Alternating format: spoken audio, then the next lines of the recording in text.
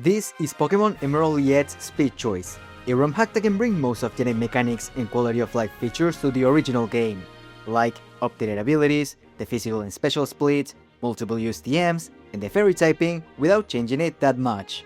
Today, I'm going to try and see how easily Mega Beedrill can beat Pokemon Emerald with those updated mechanics. The start of the run is a bit rough, as Maze Torchic required for Mega Beedrill to get some luck to be able to get past it. It would usually be an easy fight for everyone, but due to the updated level up movesets in this game, her starter has access to a stab move, which in Torchic's case means that it gets Ember right off the bat. I got lucky on the first try, as Fury Attack got her just in range of being defeated by Twinneedle, without getting her in range of getting the Blaze boost. It could have easily taken way more restarts, but I'm grateful that I got it on the first try.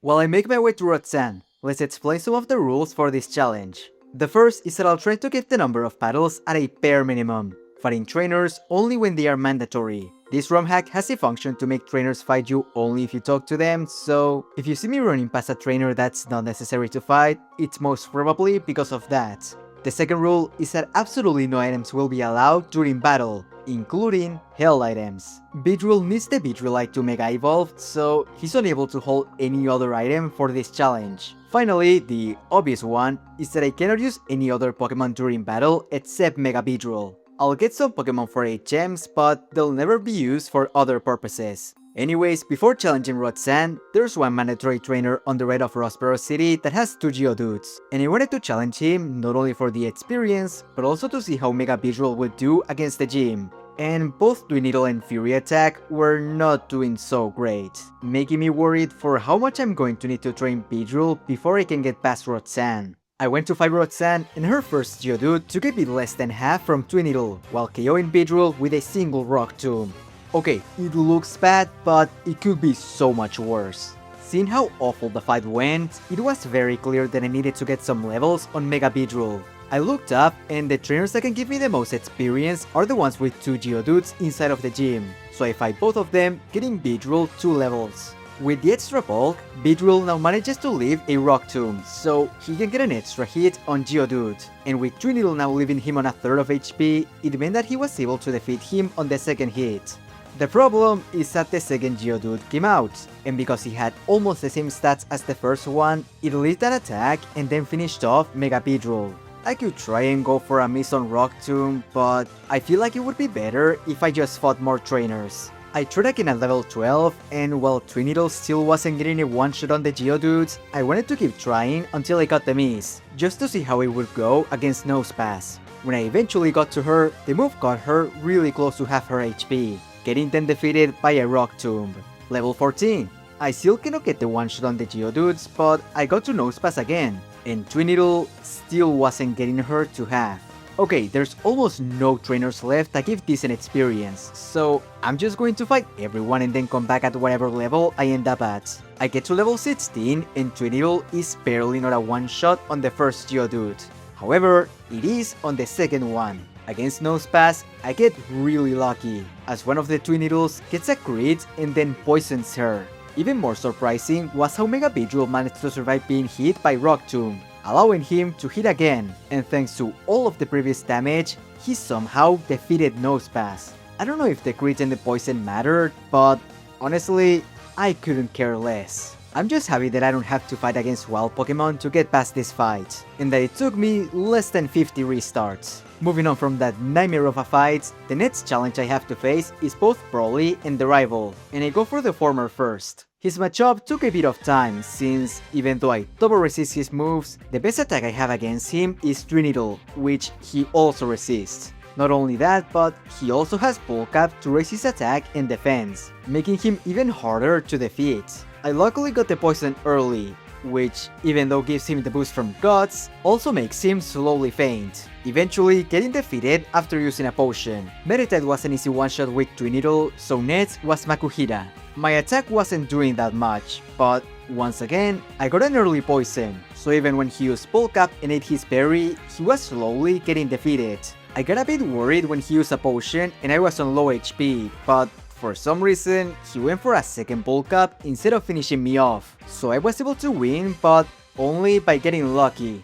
Before getting to the May fight, in one of the battles against some mandatory trainers, Beedrill reaches level 20, which allows him to learn Focus Energy. It's usually not that great of a move, especially in the earlier generations, but with multi-hit moves, it's actually a pretty useful one, as every hit from one of those attacks has an individual chance to crit. And with this ROM hack using the latest odds of getting a crit, a Focus Energy boost makes it so that instead of having a 4 chance to crit, Beedrill now has a 50% chance. Anyways, against May, it took quite a few attempts due to her Wingull and Combusken having strong super effective moves against me, but eventually I managed to hit a range on Wingull to get a one-shot with Twin Needle, followed by getting the exact amount of Fury attack hits on Combusken to defeat her, while also not getting her into place range. As for Lombre, he's weak to Twin Needle, so it was no problem. While I make my way to Watson, which does have me a bit worried, let's talk about the differences between regular Beedrill and Mega Beedrill. The main one is the focus on maximizing the important stats, as Mega Beedrill goes all out on physical attack and speed, getting a whole 60 points to attack and 70 to speed. Mega Pokemon only get 100 points added to their stats, and if you can do basic math, you'll notice how 60 plus 70 is 130, which is higher than 100. What Mega Beedrill does to get those extra 30 points is that he actually lowers his special attack, which he wasn't really using, to give more into the stats that actually matter. As if all of that wasn't enough, his new ability also reflects on how Mega Beedrill goes all out on the offense, as it changes from Swarm, which gives a boost to Bug-type moves when on low HP, to Adaptability, which makes stab moves go from getting a 1.5 times boost to their damage to doing 2 times the damage. What that means is that instead of sometimes getting a boost to his Bug-type moves, Beedrill now has a boost to his Bug and Poison moves at all times. The only thing is that offensively, those types aren't that great, with both being resisted by Poison, Ghost, and Steel types. But they should hopefully make up in raw damage, as while the only move Mega Beedrill has right now that can take advantage of his ability is Twin Needle, he'll eventually get stronger moves of both the Bug and the Poison type. As said before, next was the Watson fight, and I started by setting up a Focus Energy while Voltorb started building up a rollout. He didn't get far though, as my Twin Needle OHKO'd him. Next was Manectric, and by getting one of the Twin Needles to crit, it brought him to red HP. Though, with his berry, he got to a bit above half.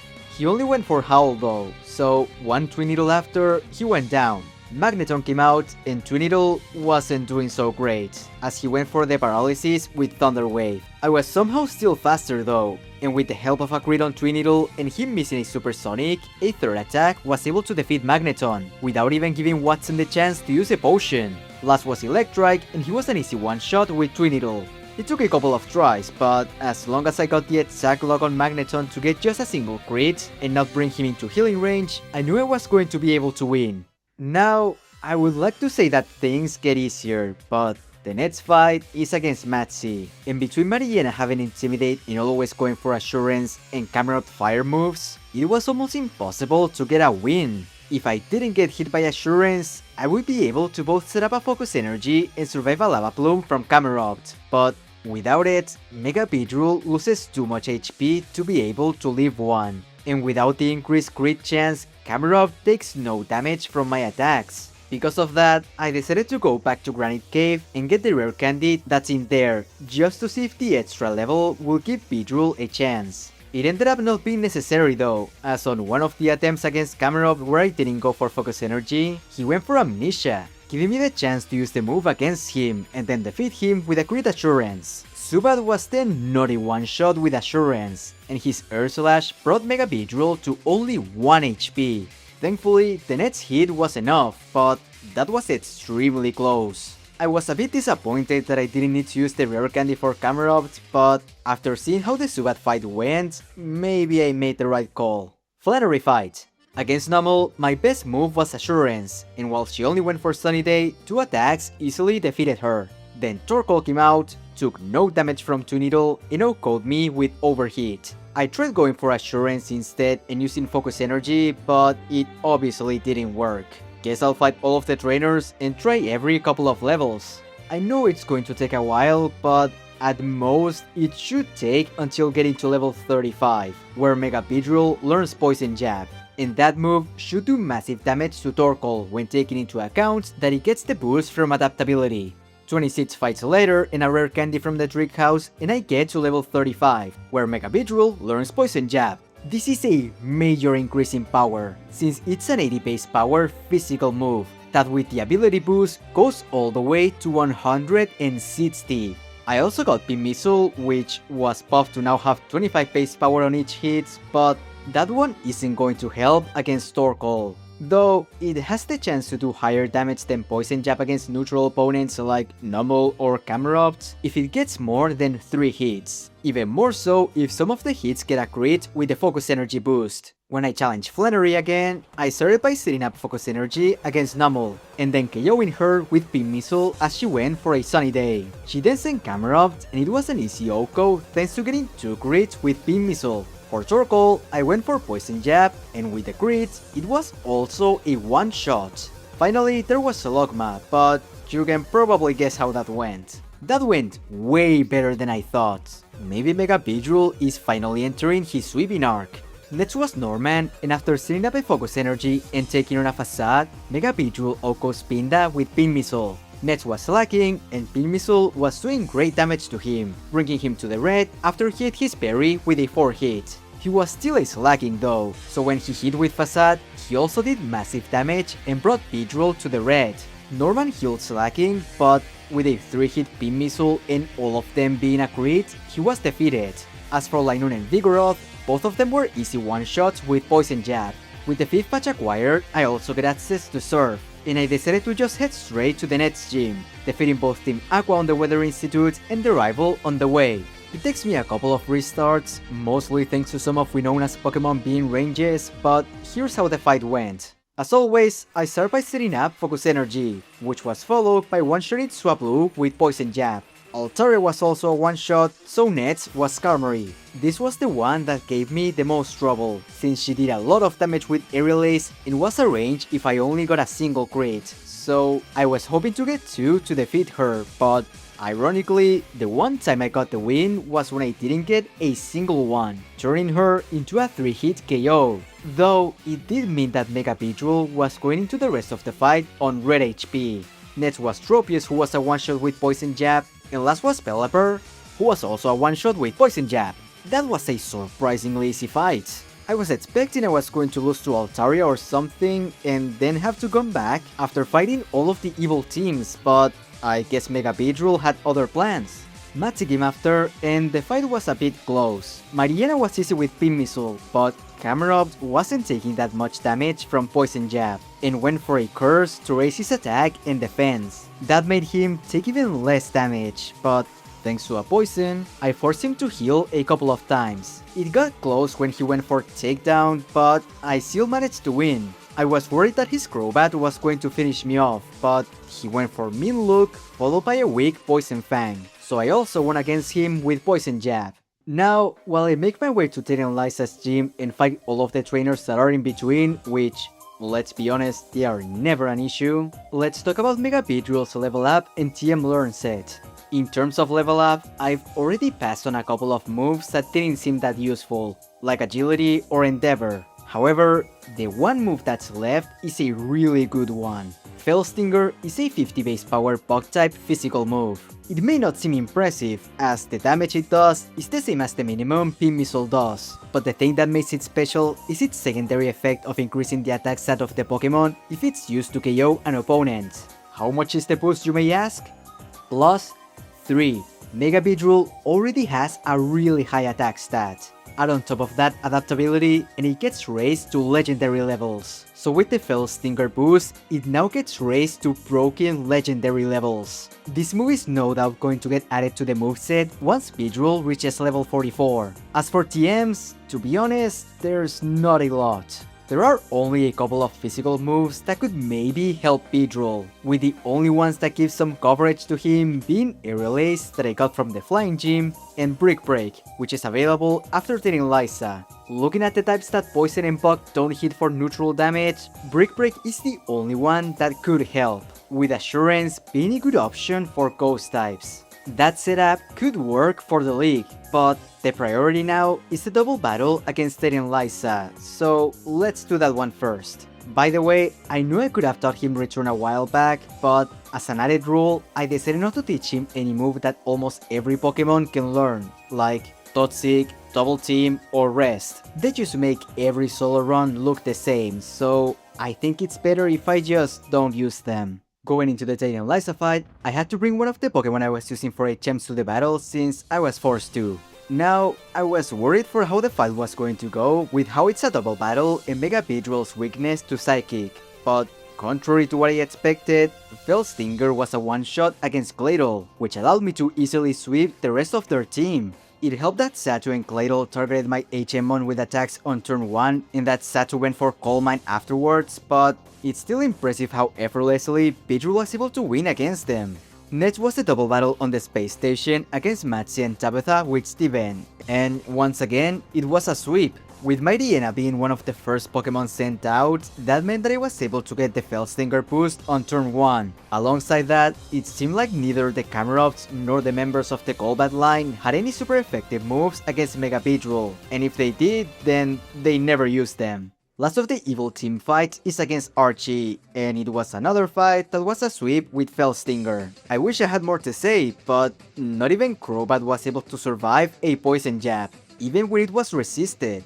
The final gym leader is Juan, and after getting the Fellstinger boost against Love Disc and then against Groudon, his team had no chance against me.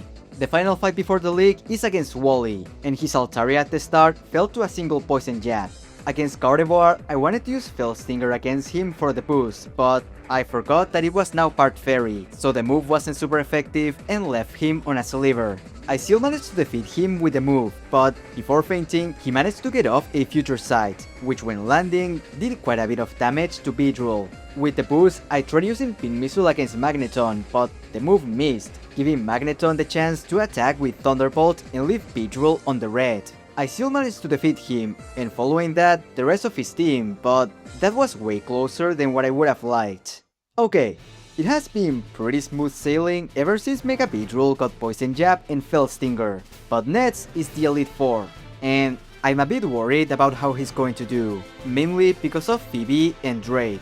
Against Phoebe, she resists all of Beedrill's stab moves. I do have Assurance, but when two of her Pokemon have the ability Pressure, I'm not sure how well that's going to go. As for Drake, the main concern is that his starting Shell Gun has Rock Tomb to lower Mega Beedrill's speed, and with the next Pokemon most probably being Salamence, which has both Intimidate and Rock Slide, I'm not sure if Beedrill is going to be able to get past him. Still, I do have most of the rare candies available in case I need them, so if I ever feel like I get stuck, I can use them to try and get out. First of the Elite Four is Sydney, and I don't think anyone was expecting for this fight to be difficult. After getting the Fellstinger boost from Mightyena, every single one of his Pokemon was a one-shot, though I feel like I could have won without the boost. Second of the Elite Four is Phoebe, and I had to restart once due to her first Dusclops going for Curse, but when she didn't go for it, I got an easy two-shot with Assurance followed by Fellstinger. Thanks to the boost from using the move, the rest of Phoebe's Pokemon were easy one-shots. Third of the Elite Four is Glacia, and while I could have taught Mega Beedrill Brick Break, I forgot. So I just went with two Fellstingers against Glacia's Versilio, followed by OHKOing the rest of her team with Poison Jab. Last of the Elite Four is Drake, and on my first attempt, I got really lucky, as my Poison Jab poisoned Shell Gun while he missed a Rock Tomb, which made him faint by the end of the turn. When Salamence came out, his Intimidate lowered Mega Beedrill's attack, which made it so that he wasn't a one-shot as he hit really hard with Rock Slide. I still managed to defeat him, but when Flygon came out, he wasn't knocked out by Pin Missile and hit back with a Dragon Breath to make Beedrill faint. The attack reduction was clearly the problem, so I'm going to try if a combination of the moves can make it so that Shelgon is defeated by Fellstinger, while also trying not to get hit by Rock Tomb. Next attempt, and Shelgon looks to be a two-shot with the move. I get hit by Rock Tomb though, so I'm going into Salamence not expecting much since I know the speed drop is basically a death sentence. But to my surprise, Beedrill still outspeeds and one-shot Salamence. I thought that it was going to be a one-time thing, but then the rest of Drake's team was also a one-shot. with none of them having a higher speed than a -1 Mega Beedrill. Guess the speed investment when Mega Evolving finally paid off. Finally, it's the champion, Wallace. He starts with Wailord and one Fell Stinger gets close to 2 in half. I thought I was going to get him in healing range, but then he used Double Edge, and with the recoil damage, the next Fell Stinger defeated him. After that, Pin Missile was a one-shot on Whiscash, Poison Jab was a one-shot on Gyarados, Poison Jab was surprisingly a one-shot on Tentacruel, Poison Jab was a one-shot on Milotic, and Poison Jab was a one-shot on Ludicolo. Well, that was easy. I really thought I was going to struggle more on Drake, since I knew from doing the regular Beedrill run that it was at that point that the sweeps ended and I needed to use the rare candies, but I guess the attack and speed increase alongside adaptability gave Mega Beedrill what was necessary to get past him without any help.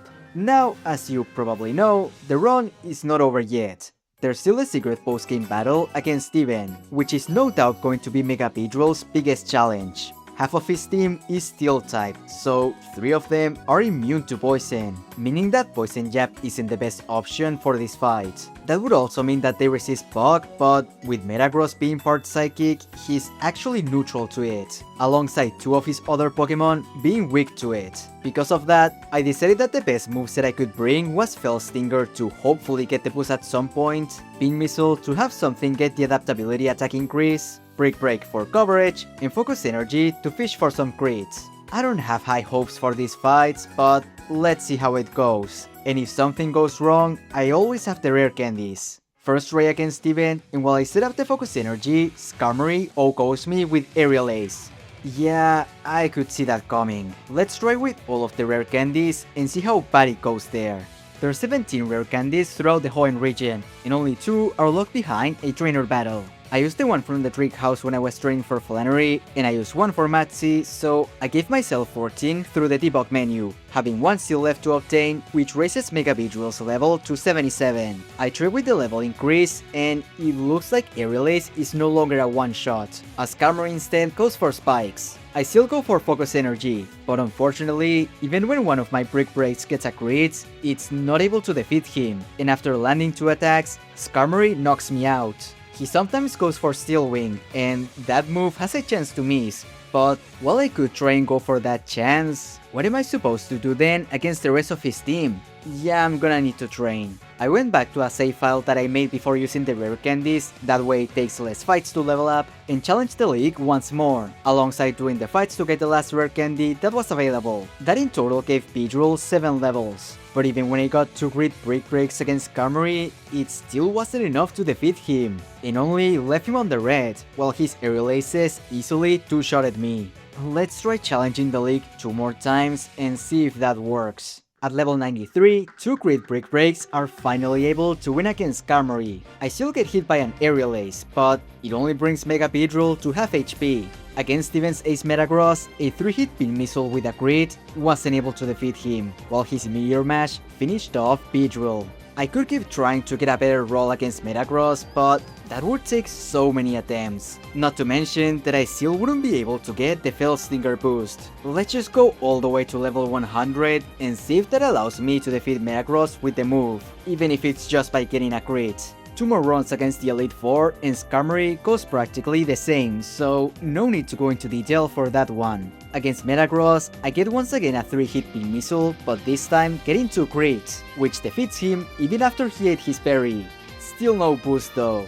For Armaldo, since he was neutral against fighting, I just went for Pin Missile again, and thanks to adaptability and a 3-hit once again, he was also a one-shot. Claydol came out, and I knew that was my chance to get the Fell Stinger boost, so I went for the move, and it got a one-shot, bringing Mega Beedrill to +3. Next was Aggron, and because of Sturdy, I wasn't going to get a one-shot with just any move. That is, unless I did enough damage with Pin Missile, and with a 4-hit with a crit, I was able to. Finally for Cradily, I just used Fell Stinger to get a one-shot. With that, Mega Beedrill managed to get past Steven, only needing to do 157 fights, beating the league 5 extra times, getting to level 100, using all of the rare candies, even the ones that were locked behind trainer battles, and 114 resets. That was a roller coaster of a run. It started pretty rough, followed by another difficult point in both Watson and Flannery. But then everything changed to being on speedrun mode once Mega Beedrill got both Poison Jab and Fell Stinger,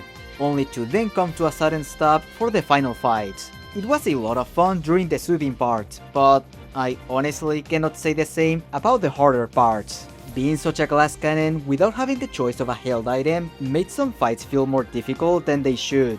But I guess that's a good trade-off when you consider how fast Mega Beedrill is and how insanely high his damage output is. But anyways, did I miss anything on the video? If you think so, let me know in the comments below. Thanks for watching this video, and I hope you have a great rest of your day.